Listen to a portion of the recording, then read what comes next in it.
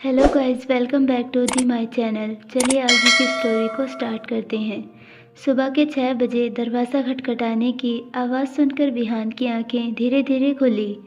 वो पूरी तरह आंखें खोलकर जब अपने ऊपर नव्या को देखा, उसके पूरे बाल विहान के फेस पर बिखरे हुए थे।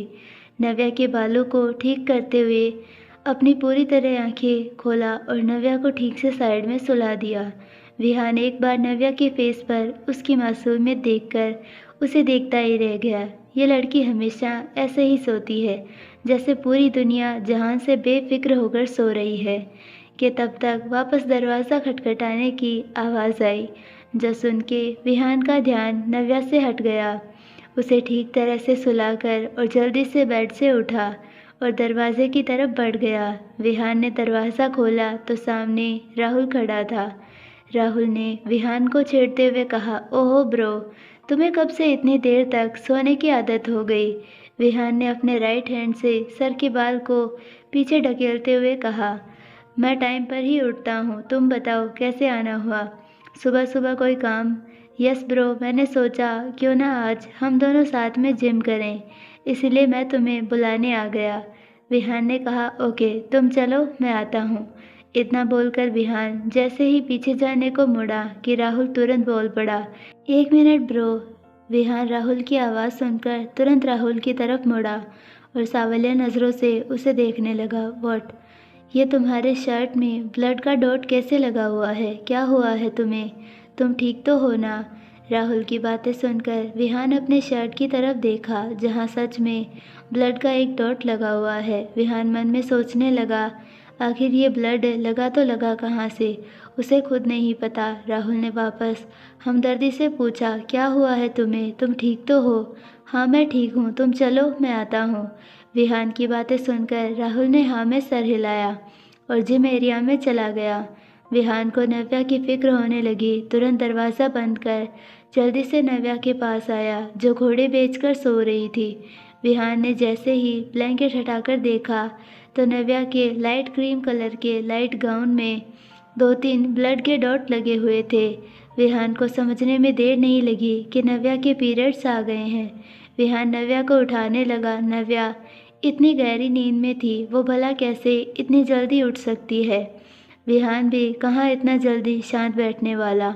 वो नव्या की बाहें पकड़कर झंझोरते हुए उठाकर बैठा दिया, जिस वजह से नव्या हड़बड़ाते हुए बोली, क्या हुआ क्या हुआ? क्या तुम्हारे पीरियड्स चालू हो गए हैं? विहान के मुंह से सुबह सुबह ऐसी बातें सुनकर नव्या बड़ी बड़ी आंखें फाड़ के देखने लगी और तेज़ आवाज़ में बोली, क्या? विहान ने अपनी आंखों से नव्या के गाउन की ओर इशारा करते हुए कहा, तुम्हारे कपड़े चेक करो। नव्या विहान की नज़रों को फॉलो करते हुए अपने गाउन की तरफ देखी, जहाँ पर सच में ब्लड के डॉट लगे हुए थे। विहान बेड से जैसे ही उठकर खड़ा हुआ कि नव्या की नज़र उसके कपड़ों पर गई, जो कि वहाँ पर नव्या के पीरियड्स का ब्लड लगा हुआ था। नव्या को अब इतनी शर्मिंदगी महसूस होने लगी। उसे ऐसा लग रहा था कि अभी के अभी ज़मीन फट जाए और वो उसी में समा जाए। नव्या ने अपनी नज़रें नीचे झुका ली। अब उसे विहान से नज़रें मिलाने में शर्म आ रही थी। क्या तुम ठीक हो? विहान की बातों में आज केयरिंग वाला हस्बैंड नज़र आ रहा था। नव्या ने धीरे धीरे अपनी नज़र ऊपर उठाकर विहान की तरफ देखी और हाँ में सिर हिला दी। विहान को समझने में देरी नहीं लगी कि नव्या शर्मिंदगी महसूस कर रही है। नव्या की तसल्ली के लिए विहान ने कहा, तुम वॉशरूम में जाओ, मैं नर्स को भेजता हूँ, जल्दी से तैयार हो जाना, आज हमें हॉस्पिटल जाना है। विहान की बातें सुनकर नव्या बिना उसकी तरफ देखे गर्दन हाँ में हिला दी। विहान पहले वार्डरोब के पास गया, उसमें से टी शर्ट निकालकर कपड़े चेंज किए और कमरे से बाहर निकल गया। नर्स को नव्या के पास भेज दिया और खुद जिम एरिया में चला गया। सुबह के 8:30 बजे एक एक कर सभी लोग डाइनिंग टेबल पर नाश्ते के लिए बैठ गए। वहीं विहान कॉफ़ी के साथ न्यूज़पेपर रीड करने में लगा था। बाकी के सभी लोग अपने अपने नाश्ते में बिजी थे कि तभी राहुल कॉफ़ी का एक सिप लेते हुए विहान का नाम लेकर पुकारा, विहान ब्रो। जो कि विहान न्यूज़पेपर रीड करने में इतना बिजी था कि उसने राहुल की बात सुनी ही नहीं कि तभी राहुल लंबे भाषण देना स्टार्ट किया। विहान, मैं तुमसे बात कर रहा हूँ, क्या हुआ, तुम्हारी तबीयत ठीक नहीं है क्या? तुम ठीक तो हो ना? राहुल का इतना भाषण सुनते ही विहान ने राहुल की तरफ देखने लगा और अपने दोनों कंधे ऊपर करते हुए कहा, हाँ, मैं तो बिल्कुल ठीक हूँ। नहीं, मुझे तो नहीं लग रहा कि तुम ठीक हो। और हाँ, तुम्हारे कपड़ों में सुबह जो ब्लड लगा हुआ था, सब ठीक तो है ना? राहुल का इतना कहना कि विहान राहुल को घूरने लगा। वहीं नव्या, जो अभी अभी ऑरेंज जूस पी रही थी, उसके गले में ही अटक गया। नव्या अपने मन में सोचने लगी, इन्हें कैसे पता कि विहान के कपड़ों में ब्लड लगा हुआ था? अब क्या था? ब्लड का नाम सुनते ही सभी लोग विहान की तरफ देखने लगे। अनिका जी भी हैरानी से पूछी, क्या हुआ बेटा, तुम ठीक तो हो ना? हाँ मॉम, मैं बिल्कुल ठीक हूँ, मुझे कुछ भी नहीं हुआ है, अनिका जी ने फिक्र जताते हुए कहा और आगे बोली, दामाद जी कह रहे हैं, क्या वो झूठ बोलेंगे? विहान ने फिर बताना स्टार्ट किया और बोलते वक्त उसकी नज़र नव्या की ओर चली गई, जो उसे ही बेचारा सा फेस बनाकर देख रही थी। जब विहान ने उसकी तरफ देखा तो अपनी नज़रें नीचे कर ली। विहान ने आगे कहा, मॉम, रात को मैं अपने कुछ इम्पोर्टेंट डॉक्यूमेंट्स टी पिन से पेपर को अटैच कर रहा था कि तभी मेरे फिंगर में वो टी पिन लग गया। हो सकता है तभी मेरे कपड़ों में लग गया होगा। विहान इतना बोलकर अपनी बातें फिनिश कर दिया और कॉफ़ी पीने पर ध्यान देने लगा कि वापस किसी की हिम्मत ही नहीं हुई विहान से ये सब वापस पूछने के लिए। सभी लोग अपने नाश्ते पर ध्यान देने लगे और कुछ समय के बाद ही विहान और नव्या मेंशन से निकलकर हॉस्पिटल के लिए निकल गए। करीब 10 बजे हॉस्पिटल में लगभग 1 घंटे के अंदर डॉक्टर निहारिका ने नव्या का ट्रीटमेंट किया। डॉक्टर निहारिका ने आज नव्या के hand support arm ceiling belt को हाथ से उतार दिया। नव्या के हाथ को नॉर्मल ही अप डाउन करने के लिए कहा था।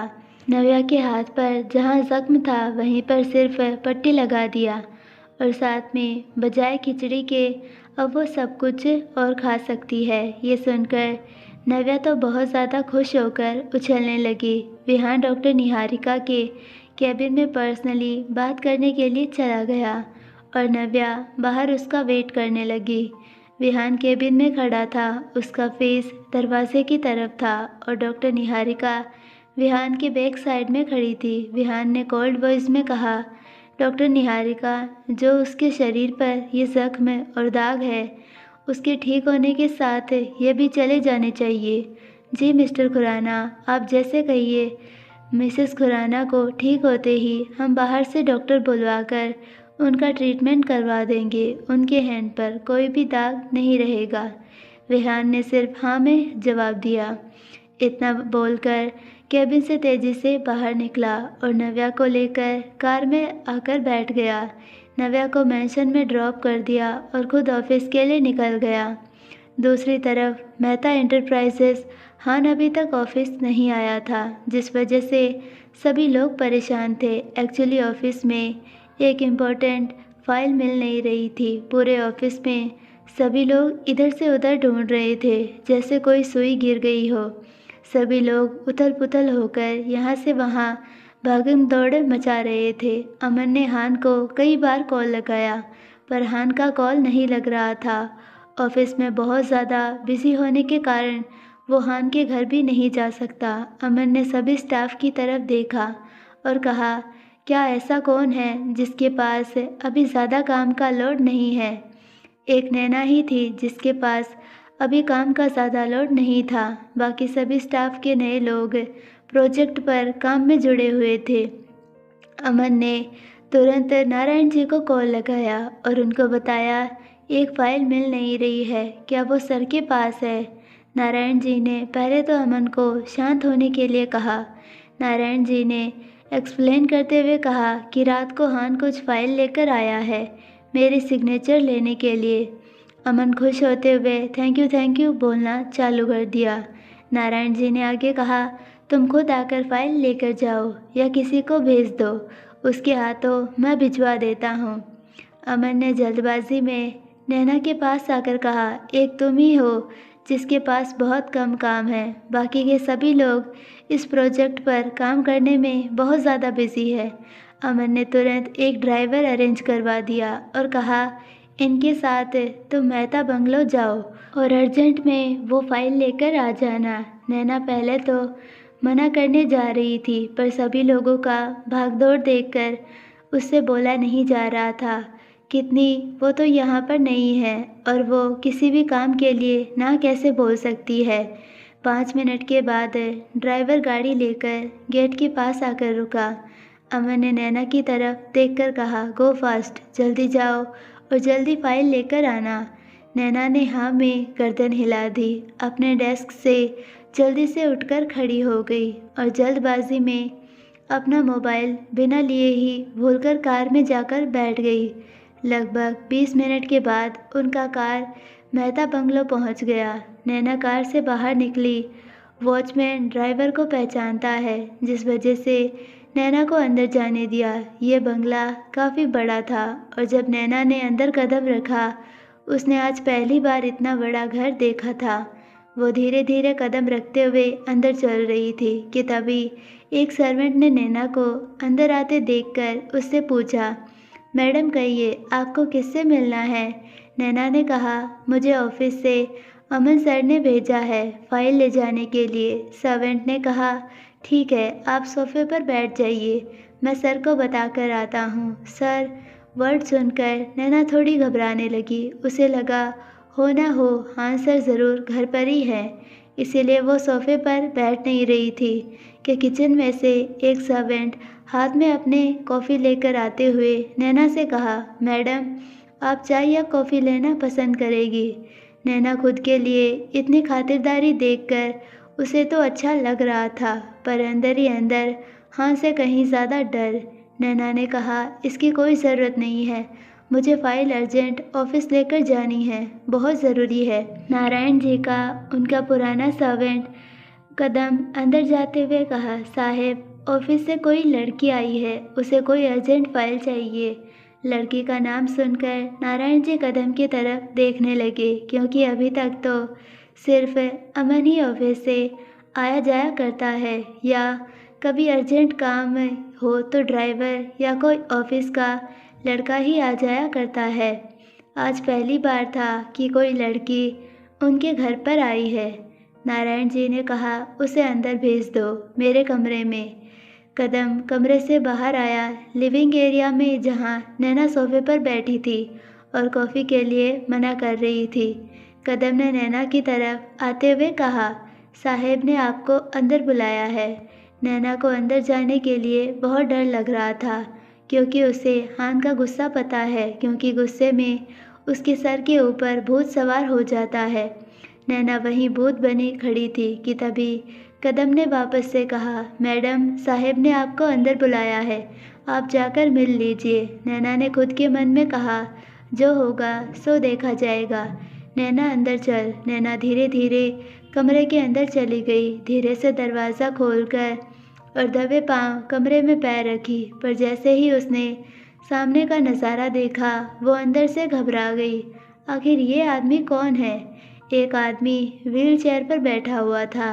नारायण जी को आभास हो गया था कि उनके कमरे में कोई आया है। वो तुरंत एक हाथ से व्हील चेयर को पीछे करते हुए मुड़े और दूसरे हाथ में एक फाइल भी था। नारायण जी जैसे ही पीछे घूमे, नैना को देखकर मुस्कुराते हुए बोले, लगता है तुम नई ऑफिस में आई हो। नैना थोड़ा संकोच करते हुए हाँ में गर्दन हिला दी और अपनी चोर नज़रों से आसपास में देख रही थी, कहीं हान सर तो नहीं है ना।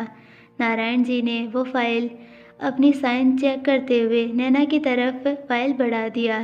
नैना ने वो फाइल जल्दी से ले ली और पीछे मुड़ी कि नारायण जी बोल पड़े, बेटा क्या तुमने चाय कॉफ़ी लिया? नारायण जी के मुंह से अपने लिए बेटा शब्द सुनकर नैना को अंदर से बहुत ज़्यादा अच्छा लगा, पर उसे समझ नहीं आ रहा था कि ये आदमी है कौन, जिस वजह से नैना ने अपनी बात रखते हुए कहा, ऑफिस का काम बहुत इम्पोर्टेंट है, मुझे जल्दी जाना होगा। नारायण जी हंसते हुए बोले, हाँ मुझे पता है, मेरा बेटा सबको डरा धमका कर रखता है। इतना भी इम्पोर्टेंट काम नहीं है कि तुम आई हो और बिना कॉफ़ी पिए ही जाओ। तुम रुको, मैं कदम को कहता हूँ तुम्हारे लिए स्पेशल वाली कॉफ़ी लेकर आए। अब जाकर नैना को पता चला कि ये इंसान उसके बॉस के पिताजी है। सॉरी अंकल, मुझे पता नहीं था आप सर के पिताजी है। कोई बात नहीं बेटा, तुमने कौन सी गलती की है जो माफ़ी मांग रही हो। चलो अब जल्दी कॉफ़ी पी लो, फिर ऑफिस चले जाना। पर बहुत अर्जेंट है, फाइल ऑफिस पहुंचाना। कोई ज़रूरी नहीं है, जल्दी का काम शैतान का काम होता है, जो कि मेरा बेटा करता है। नारायण जी के मुंह से अपने बेटे के लिए ऐसे शब्द सुनकर नैना की हंसी कंट्रोल नहीं हुई और वो धीरे से हंस दी। नारायण जी ने कहा, चलो बेटा लिविंग एरिया में बैठते हैं। नैना ने हाँ में गर्दन हिलाई और आगे चलने लगी। पीछे से नारायण जी व्हील चेयर के बटन को प्रेस किए और बाहर चलने लगे कि अचानक से उनके फेस पर पसीना आने लगा और उनकी तबीयत बिगड़ना चालू हो गई। नैना 2-4 कदम आगे आई पर नारायण जी नहीं आ रही थे, जिस वजह से नैना ने पीछे मुड़कर देखा तो नारायण जी अपनी व्हील चेयर पर हाथ रखकर खुद को कंट्रोल कर रहे थे। देखकर तो ऐसा लग रहा था जैसे हार्ट अटैक या बीपी का कोई प्रॉब्लम है।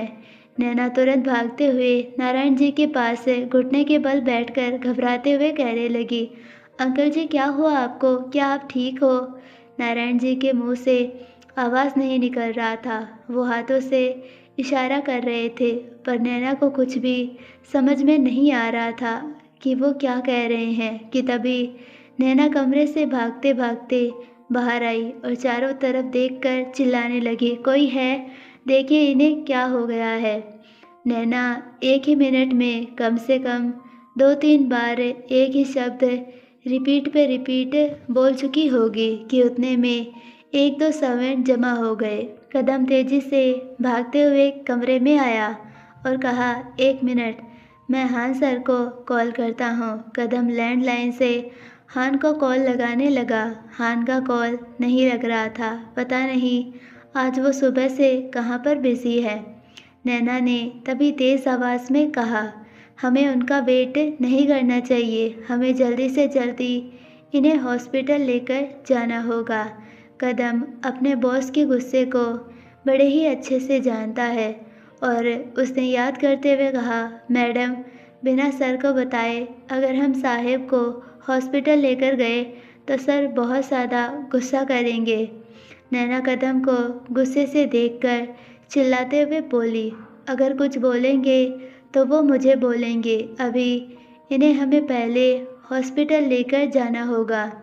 नैना की बातें सुनकर कदम ने उसकी बात में हामी भर दी और नारायण जी को गाड़ी के पास लेकर आया कि सामने ड्राइवर खड़ा था।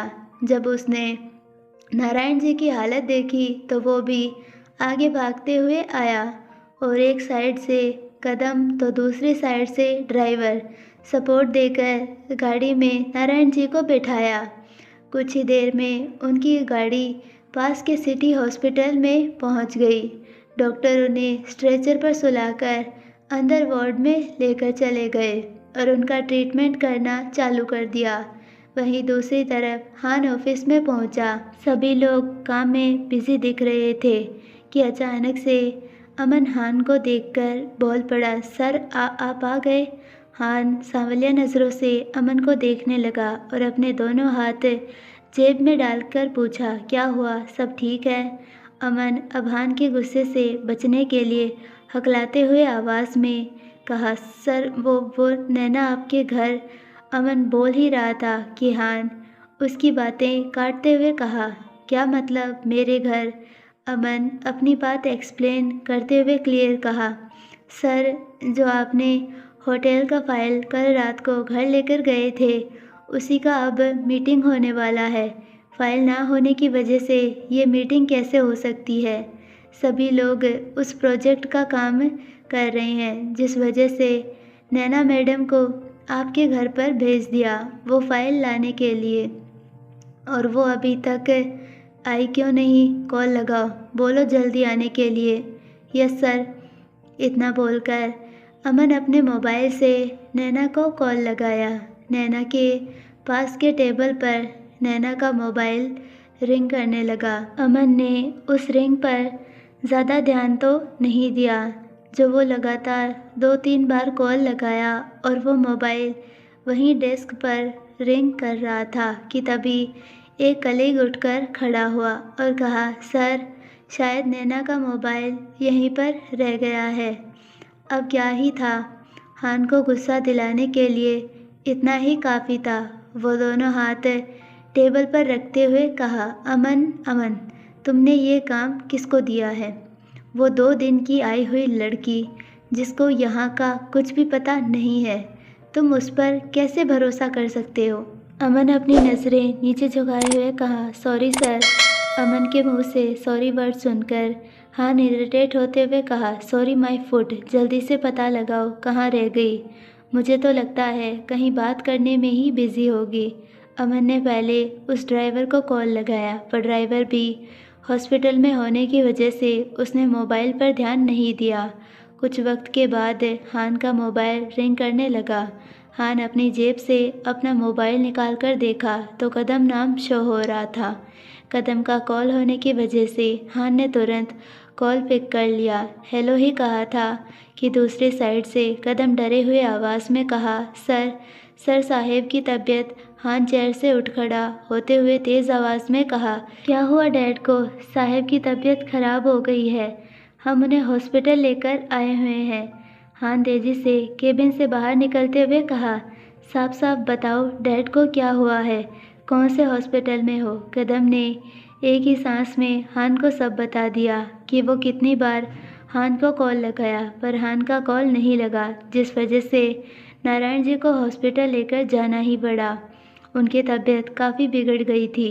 कदम के दिए गए एड्रेस पर हान ड्राइवर को कहा, जल्दी चलो, और कार में आकर बैठ गया। उनकी कार तेज़ी से हॉस्पिटल के लिए निकल गई। लगभग इन सब में 1 से 2 घंटा चला गया होगा। हान की गाड़ी जब हॉस्पिटल के बाहर आकर रुकी, वो कार में से जल्दी से बाहर निकला और हॉस्पिटल के अंदर भागते हुए गया।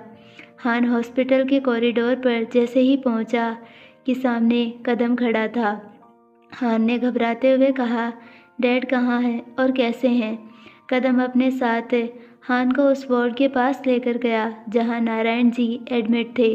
हान जैसे ही वार्ड के अंदर जाने वाला था कि एक नर्स ने उसे रोकते हुए बोली, सर, आप अभी अंदर नहीं जा सकते क्योंकि पेशेंट के पास ऑलरेडी उनकी फैमिली मेम्बर अंदर है, तो आपको अभी बाहर वेट करना पड़ेगा। What family member? उनकी फैमिली मैं हूँ, सिर्फ़ और सिर्फ मैं हूँ। वो मेरे डैड हैं, मैं उनका बेटा हूँ, तो अंदर। हान पीछे मुड़कर कदम की तरफ सांवलिया नज़रों से देखा। हान की आंखें इस वक्त आग उगल रही थी, जो देखकर कदम अंदर से डर गया। सर, वो मैडम है अंदर। कदम के मुंह से इतना रुक रुक के शब्द सुनते ही हान आंखें दिखाते हुए गुस्से से तेज़ आवाज़ में बोला, कदम कौन है मैडम? कोई नाम है? वो ऑफिस वाली मैडम फाइल लेने के लिए आई थी, उन्होंने ही साहिब को हॉस्पिटल लेकर आई। हान अपनी आईब्रो सिकोड़ते हुए याद किया। उसी वक्त नहीं लगा याद करने में, खुद के मन में कहा, तो तुम यहाँ हो। हान ने एक नज़र उठाकर हॉस्पिटल की तरफ देखा, जो बड़ा तो नहीं था पर जो उसके डैड का अभी तक ट्रीटमेंट चालू है वो काफ़ी बड़े हॉस्पिटल में हो रहा था। हान ने नर्स से कहा, अंदर जो लड़की है उसे प्लीज़ बाहर भेजिए। तो नर्स वार्ड के अंदर जाकर नैना से बोली, आपसे कोई बाहर मिलने आया है। नैना ने इस बात पर गौर नहीं की, बाहर कौन होगा, उसे तो सिर्फ कदम या ड्राइवर ही लग रहे थे। नैना वार्ड से बाहर आई और बाहर हान को देखकर एक पल के लिए उसका पैर डगमगाने लगा। उसका एक भी कदम आगे नहीं बढ़ रहा था, वो वहीं स्थिर खड़ी हो गई। उसका चुपचाप खड़ा रहना हान का गुस्सा बढ़ाने का काम कर रहा था। हान 2-3 कदम आगे बढ़ा, नैना से ना कोई सवाल किया ना जवाब मांगा, सिर्फ अपना गुस्सा निकालते हुए बरस पड़ा, तुम्हारी हिम्मत कैसे हुई मेरे डैड को इस हॉस्पिटल में न लाने के लिए? जवाब दो। ये लाइन बोलते वक्त हान इतना चिल्लाकर कहा। नैना अपने दोनों हाथ कान पर रख ली। हान का गुस्सा देखकर अब तो नैना के टिमटिमाते हुए आंखों से झरने की तरह आंसू बहने लगे। नैना को कुछ ना बोलता देखकर हान आगे झल्लाते हुए बोला, अगर मेरे डैड को कुछ हुआ ना तो तुम्हें इसी हॉस्पिटल से यहीं से उठाकर नीचे फेंक दूंगा। एक हड्डी भी तुम्हारी सही सलामत नहीं रहेगी, समझी? इतना बोलकर हान बिना कुछ सुने डॉक्टर से मिलने उनके कैबिन में चला गया। हान एक कदम गुस्से से डॉक्टर के कैबिन में बहुत ही एरोगेंटली वॉइस में कहा, मुझे मेरे डैड से अभी इसी वक्त मिलना है। सामने जो डॉक्टर थी वो फीमेल थी, जिसकी उम्र लगभग 50 के आसपास होगी। वो फीमेल डॉक्टर हान की तरफ देखकर बड़े ही नरम आवाज़ में बोली, जी बताइए किससे मिलना है आपको? पेशेंट का नाम नारायण मेहता और मैं उनका बेटा हूँ। डॉक्टर ने हाथ में फाइल उठाते हुए बोली, ओह तो आप उनके बेटे हैं। मैं तो इस लड़की को सब। डॉक्टर बोल ही रही थी कि उसकी बात काटते हुए हान अपने गुस्से को शांत करते हुए कहा, वो कुछ नहीं है, वो सिर्फ एक नौकर है। आप मुझे बताइए मेरी डैड की हेल्थ कंडीशन के बारे में। डॉक्टर ने अपने हाथ में नारायण जी की फाइल लेते हुए हान की तरफ देखकर बोली, देखिए आपके डैड अब बिल्कुल खतरे से बाहर है। आपके डैड बहुत ज़्यादा सोचते हैं, बहुत ज़्यादा स्ट्रेस लेते हैं, जिस वजह से उन्हें हार्ट अटैक का झटका लगा हुआ है। डॉक्टर के मुंह से इतना सुनकर हान बहुत ज़्यादा परेशान होने लगा। अपने घबराहट को शांत करते हुए कहा, क्या अब वो ठीक है? जी बिल्कुल ठीक है। अच्छा हुआ कि वो लड़की और वो आदमी उन्हें सही समय पर हॉस्पिटल लेकर आए, नहीं तो उन्हें बचा पाना बहुत ही मुश्किल हो जाता। इसीलिए तो पेशेंट को लेट होता है हॉस्पिटल पहुंचने में, तभी तो हम जैसे डॉक्टर उन्हें बचा नहीं पाते। और आपके फादर की हेल्थ कंडीशन देखकर तो पता लगता है कि उन्हें पहले भी 1-2 बार हार्ट अटैक आ चुका है। जी डॉक्टर। हान इतना बोलकर अपनी आंखें बंद कर लिया। हान ने धीरे से कहा, क्या अभी मैं अपने डैड से मिल सकता हूँ? फीमेल डॉक्टर ने हाँ में गर्दन हिला दिया। हान जैसे ही अपने डैड के रूम में गया तो उसके डैड दरवाजे की तरफ ही देख रहे थे और हान की नज़र जैसे ही अपने डैड पर गई वो वहीं रुक गया। उससे आगे चला भी नहीं जा रहा था। हान बहुत हिम्मत जुटाकर अपने डैड के पास गया। उसकी आंखों में हल्का सा आंसू भी आ गया और वो स्टूल पर बैठकर अपने डैड का हाथ पकड़कर रुआंसी आवाज़ में बोला, डैड आपको अचानक से क्या हो गया था? नारायण जी ने अपने बेटे को परेशान होते हुए देखकर कहा, बेटा मैं बिल्कुल ठीक हूँ, बस अचानक से मुझे घबराहट होने लगी, उसके बाद मुझे कुछ नहीं पता, अब मैं बिल्कुल ठीक हूँ। हान अपना सर अपने डैड के हाथ पर रखते हुए छोटे बच्चे की तरह कहा, डैड आप मुझे हर बार क्यों डरा देते हो? आपको पता है ना मैं आपके बिना नहीं जी सकता। हान को यूं छोटे बच्चों की तरह रोता देखकर नारायण जी उसके सिर पर हाथ फेरते हुए बोले, बेटा इसीलिए तो कह रहा हूँ तुम जल्दी से शादी कर लो। तुम्हारे डैड की हालत तो देख ही रहे हो। मैं तुम्हें कभी भी धोखा दे सकता हूँ, इसीलिए मैं कह रहा हूँ मेरे जीते जी तुम शादी कर लो। हान गुस्सा करते हुए कहा, बस डैड मैं आपको कुछ नहीं होने दूंगा। बेटा अगर मुझे अगली बार हार्ट अटैक आया तो शायद मैं बच नहीं पाऊंगा। डैड डैड प्लीज़ ऐसा मत कहिए। उस हॉस्पिटल के रूम में इस वक्त बाप बेटे एक दूसरे के गले लगकर रो रहे थे, पर उन्हें चुप कराने वाला उनका अपना कोई नहीं था कि तभी नर्स वार्डरूम के अंदर आई और हान को कहा, अब पेशेंट को आराम करने दीजिए, आप उन्हें कल घर लेकर जा सकते हैं। हान जैसे ही जाने को मुड़ा कि नारायण जी बोले, बेटा तुम्हारे ऑफिस से नैना नाम की एक लड़की आई थी, बेचारी वो बहुत ही अच्छी है, उसकी वजह से तो आज मैं ज़िंदा हूँ। हान को अब गिल्टी फील हो रहा था, वो अपने डैड को क्या जवाब दे, फिर भी अपनी उंगली से इशारा करते हुए कहा, डैड वो बाहर है, बेटा उससे कहना कि जाने से पहले मुझसे एक बार मिलकर जाए, बहुत प्यारी बच्ची है। Okay dad. हान बोर्डरूम से बाहर आया। बाहर एक चेयर पर कदम दोनों हाथ फोल्ड किए नजरें नीचे झुकाए बैठा था। हान इधर उधर नजरें घुमाकर देखा, पर नैना उसे कहीं दिखाई नहीं दे रही थी। फिर कदम की तरफ बढ़ गया और कदम से कहा, वो कहाँ है? कौन सर?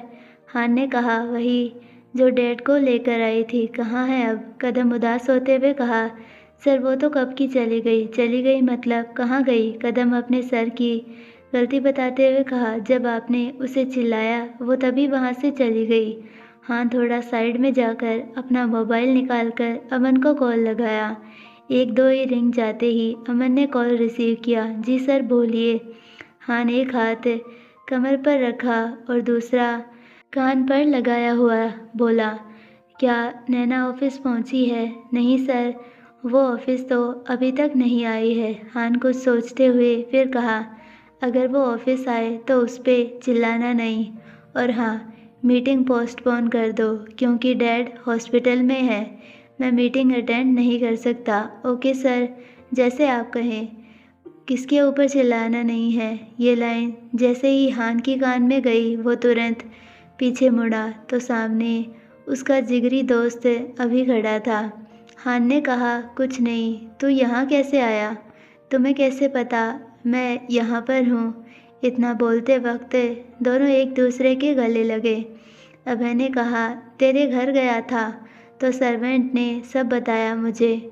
घर में क्या क्या हुआ था तो सर्वेंट ने ही ड्राइवर को कॉल लगाया। उसने मुझे यहाँ का एड्रेस दिया। अब अंकल कैसे है? क्या तू अंकल से मिला? हाँ डैड तो अभी अच्छे हैं, चल बाहर बैठकर बातें करते हैं। इतना बोलकर दोनों बाहर की ओर चले गए। खुराना मेंशन। देखते देखते दिन शाम में ढल गई। नव्या ड्रेसिंग टेबल पर बैठकर खुद को देख रही थी। कभी कभी अपने हाथ को अप एंड डाउन भी कर रही थी क्योंकि ऐसा डॉक्टर ने कहा था करने के लिए।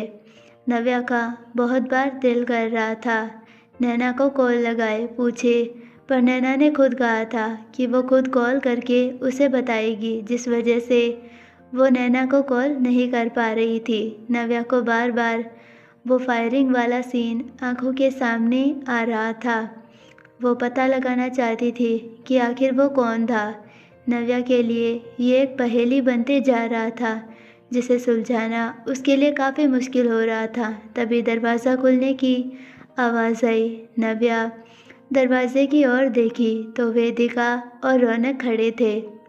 वेदिका ने नव्या को देखकर छेड़ते हुए बोली, भाभी क्या मैं अंदर आ सकती हूँ? नव्या अपने दोनों हाथ कमर पर रखकर नाराज़गी जाहिर करते हुए बोली, तुम मेरा मजाक बना रही हो, ठीक है बना लो। वेदिका हंसते हुए अंदर आई। उसके पीछे रौनक भी आया। वेदिका नव्या के गले में हाथ डालकर झूमते हुए बोली, भाभी अब तो आप ठीक हो गई है। मैं सोच रही हूँ क्यों ना हम तीनों कहीं बाहर घूमने चले या मूवी देखने। बोलो क्या कहती हो? एक पल के लिए नव्या भी खुश हो गई, पर उसे विहान की वार्निंग याद करते हुए उसकी खुशी तुरंत चली भी गई। नव्या मायूस होते हुए बोली, मुझे तुम्हारे भाई से पूछना पड़ेगा। ओके, तो आप पूछ लीजिए, फिर नीचे आ जाना। दूसरी तरफ विहान कॉन्फ्रेंस हॉल में लगभग 50 के आसपास लोग बैठे हुए थे और ये सभी लोग आउट ऑफ कंट्री मलेशियन थे। ये प्रोजेक्ट बहुत बड़ा था। मलेशिया की सबसे टॉप कंपनी में बैंक के साथ आज ही विहान बिजनेस डील कर रहा था, जिसके सीईओ हेनरी बेदीदारी है जो इस वक्त मीटिंग में मौजूद थे। काफ़ी बड़ा ये प्रोजेक्ट था, जिस वजह से विहान को लगभग 3 घंटे ये मीटिंग डील करने में लग गया। मलेशियन लोग इतने लोगों की तादाद में आए हुए थे क्योंकि ये डील बिलियंस में हो रही थी। मलेशिया में खुराना मैन्युफैक्चरिंग कंपनी काफ़ी बड़ी है। वहाँ के मैनेजर एलिम अहमद जो संभालते हैं विहान मंथ या 2 मंथ में कभी कभार विजिट कर लिया करता है। इसी वक्त विहान का मोबाइल रिंग करने लगा। विहान ने एक नज़र मोबाइल की तरफ देखा तो उसके मोबाइल स्क्रीन में वाइफ नाम शो हो रहा था। वैसे तो नव्या विहान को कॉल नहीं करती, हाँ या सही है, उसने 1-2 बार कॉल किया है, पर तब बात अलग थी। नव्या सिर्फ लड़ाई झगड़े के लिए ही कॉल की थी, पर आज बात कुछ और है। विहान अपनी 2 फिंगर अपने चिन पर फेर रहा था और हल्का सा ही सही नव्या का कॉल देखकर उसके होठों पर स्माइल आ गई थी। हॉल में एक साथ सभी लोगों की तालियों की आवाज़ गूंजने लगी कि सभी लोग एक साथ खड़े हो गए और एक दूसरे के साथ हैंडशेक करना चालू हो गया। हेनरी बिदादारी में विहान का कॉल देख लिया था, जिस वजह से उनके होठों पर भी स्माइल आ गई। हेनरी बिदादारी ने विहान को हैंडशेक देते हुए कॉन्ग्रेचुलेशंस कहा। बदले में विहान ने भी उन्हें विश किया। विहान का मोबाइल दूसरी बार रिंग करने लगा। इस बार विहान ने कॉल रिसीव कर लिया और साइड में चला गया।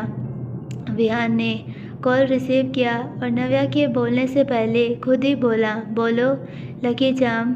1 मिनट के लिए नव्या खामोश हो गई। अपने मन में सोचने लगी, ये क्या बोल रहा है, कहीं ताने तो नहीं दे रहा मुझे। नव्या ने वापस कहा, बोलो किस लिए कॉल किया है। विहान के ये शब्द बहुत ही सॉफ्ट थे, जो नव्या के कान में जाते ही दिल को छू रहे थे। नव्या बातें बनाते हुए बोली, वो हमें बाहर जाना था। हमें मतलब? विहान अपने केबिन में चेयर पर बैठा और एक हाथ से पेपर वेट को गोल गोल घुमाते हुए पूछा।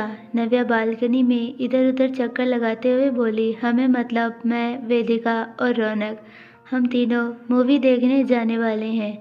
जाने वाले हैं मतलब? मैंने कहा, तुम्हें परमिशन दिया जो तुम जाओगी। नव्या मुंह बनाते हुए बोली, ओह इसीलिए तो कॉल की हूँ तुम्हें।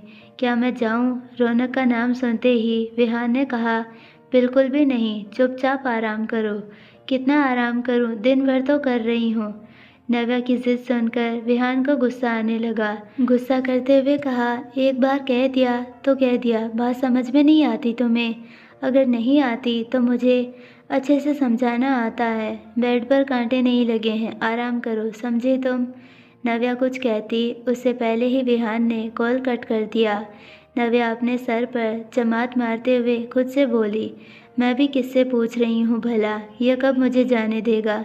दूसरी तरफ नैना ऑफिस जाने के बाद एक पार्क में चली गई। वहाँ पार्क में लगे बेंच पर बैठी और जी भर के रो रही थी। ना कोई उसे चुप कराने वाला था और ना ही कोई उसे समझने वाला था। जब तक उसका दिल किया तब तक रोती रही। तब उसने देखा अब शाम हो गई है, पार्क में बहुत लोग आ रहे हैं। तब जाके उसने अपने आंसू पोंछ लिए। नैना ने बहुत गरीबी देखी है जिससे उसे झेलने की आदत है, पर बात आत्मसम्मान पर आ जाए तो दिल को ठेस लग ही जाती है। फुसफुसाहट लेके रोते हुए खुद से बोली, कोई क्या लगाएगा मेरे बर्दाश्त करने का अंदाज। मैंने मर जाने जैसा वक्त जी के गुजारा है। अपने दुपट्टे से आंसू पोंछकर आसपास में देखी। उस पार्क में बहुत लोग आ रहे थे, कुछ तो फैमिली के साथ आए थे, कुछ छोटे बच्चों को लेके। नैना को इस तरह सबको देखकर और भी रोना आ रहा था। सिसकियाँ लेते हुए खुद से बोली, ओह मुझे अब नहीं रोना चाहिए। हम जैसे लोगों की यही ज़िंदगी है, घुट घुट के ज़िंदगी जियो और तड़प तड़प के यूं ही मर जाओ। नैना बेंच पर से उठकर खड़ी हो गई और अपने आंसू पोंछते हुए उस पार्क से बाहर निकली, क्योंकि उसे नव्या का दिया हुआ काम भी तो करना था। मेंशन में विहान ने नव्या को परमिशन नहीं दिया, जिस वजह से नव्या उदास होकर वेदिका और रौनक को बताई। वेदिका को भी अपने भाई के ऊपर काफ़ी गुस्सा आ रहा था कि भाई इतने पाबंदी क्यों लगाते रहते हैं। वेदिका ने कहा, भाभी आप उदास मत हो, हम ना माँ को बताएंगे, माँ कहेंगी तब भाई जाने देंगे। जिसे सुनकर नव्या भी खुश हो गई। वेदिका और नव्या दोनों अनिका जी के कमरे में गई। वेदिका अपनी माँ को मस्का लगाते हुए बोली, मॉम देखो ना, भाई भाभी को बाहर नहीं जाने दे रहे। अनिका जी जब तक उनकी बातें समझती कि वेदिका मुँह लटकाते हुए उदासी लाते हुए बोली, प्लीज़ बोलो ना भाई को कि हमें बाहर जाने दे। अब जाकर अनिका जी को समझने में देर नहीं लगी। इन दोनों को कहीं बाहर जाना है, इसीलिए दोनों इतनी नौटंकी कर रही है। अनिका जी ने पहले तो दोनों को घूर के नीचे से ऊपर तक देखा और फिर बोली, विहान को छोड़ो, मैं ही तुम दोनों को बाहर नहीं जाने दूंगी। वेदिका नाराज़ होते हुए बोली, पर क्यों मॉम, आप भी भाई की साइड लेती हो जब देखो तब। अनिका जी नव्या की तरफ देखकर बोली, और नव्या बेटा तुम्हारे हाथ का आज ही बेल्ट निकाला है और तुम इस हालत में बाहर जाओगी? नहीं, तुम दोनों कहीं नहीं जाओगी। बस। उन दोनों की बात बिना सुनकर अनिका जी साइड होकर कमरे से बाहर चली गई।